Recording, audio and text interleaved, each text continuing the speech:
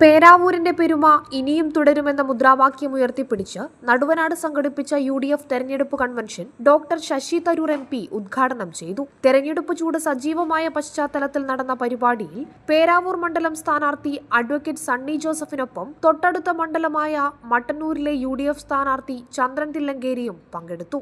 കുട്ടികളും മുതിർന്നവരും ഉൾപ്പെടെ നൂറുകണക്കിന് ആളുകൾ പങ്കെടുത്ത കൺവെൻഷൻ പേരാവൂരിൽ ഇത്തവണയും UDF ശക്തമാണെന്ന് തെളിയിക്കുന്നതായിരുന്നു.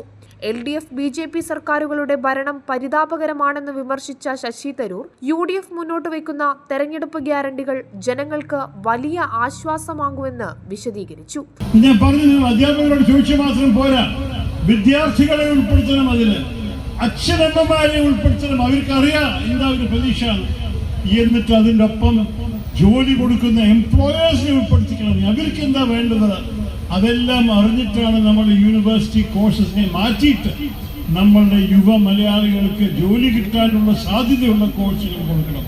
കഴിഞ്ഞ 15 വർഷം പേരാവൂരിൽ നടപ്പിലാക്കിയ വികസന പ്രവർത്തനങ്ങൾ അഡ്വക്കേറ്റ് സണ്ണി ജോസഫ് പ്രസംഗത്തിൽ വിശദീകരിച്ചു.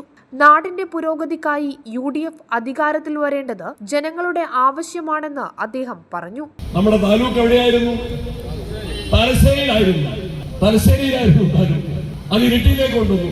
തലശ്ശേരി താലൂക്കിലെ ജനസംഖ്യ കേട്ട് കഴിഞ്ഞാൽ ശശി തരൂർ ഞെട്ടിപ്പോകും. 10.5 ലക്ഷമായിരുന്നു തലശ്ശേരി താലൂക്കിലെ ജനസംഖ്യ. UDF പ്രസ്ഥാനത്തിലെ നിരവധി പ്രമുഖ നേതാക്കൾ പരിപാടിയിൽ സംബന്ധിച്ചു.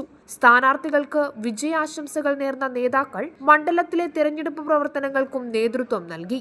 UDF പ്രസ്ഥാനത്തിലെ നിരവധി പ്രമുഖ നേതാക്കൾ പരിപാടിയിൽ സംബന്ധിച്ചു. സ്ഥാനാർത്ഥികൾക്ക് വിജയാശംസകൾ നേർന്ന നേതാക്കൾ മണ്ഡലത്തിലെ തെരഞ്ഞെടുപ്പ് പ്രവർത്തനങ്ങൾക്കും നേതൃത്വം നൽകി. വൻ ജനപങ്കാളിത്തം കൊണ്ട് ശ്രദ്ധേയമായ കൺവെൻഷൻ സ്ഥാനാർത്ഥികൾക്ക് മണ്ഡലത്തിലുള്ള വലിയ സ്വീകാര്യത വ്യക്തമാക്കുന്നതായിരുന്നു. Prime vision news, Iritty.